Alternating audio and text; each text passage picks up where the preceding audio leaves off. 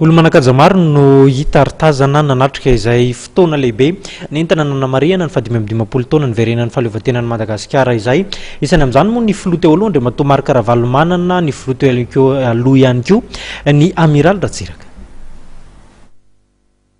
Ankoatr'ireo lehibe ny androm-panjakana ampirinasa ankehitriny tonga nanome voninahitra ny matso lehibe ho fanamariana ny 5 taona nazahoana ny fahaleovantena sady fetin'ny 10 Alinda ny filoham-pirenena teo aloha Didier Ratsiraka sy ny zanany Annick Ratsiraka ary Marc Ravalomanana sy ny zanany Tojo Ravalomanana.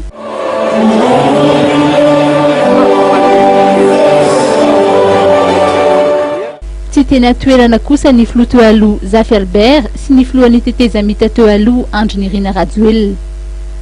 Tazana ihany koa Andriamatoa Norbert Lala Ratsirahonana sy ny Prime Ministre teo aloha Charles Rabemananjara, Camille Vital, Monja Rondefo, Koul Roger ary ny filohan'ny CST teo aloha ny Général Donara Soloso Ratsitanisa afa-tsy ireo.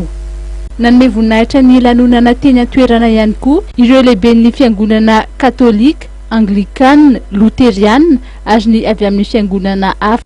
Tsy tazana teny an-toerana ny pastora Lala Rasendra Asina izay voalaza fa mamita iraka any ivelany.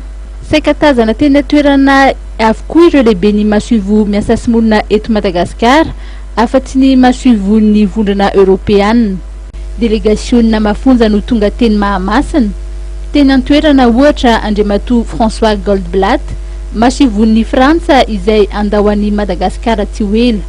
Tao ihany koa ny lehiben'ny masoivon'ny États-Unis Robert Yamate Ratsitanisa afa-tsy ireo.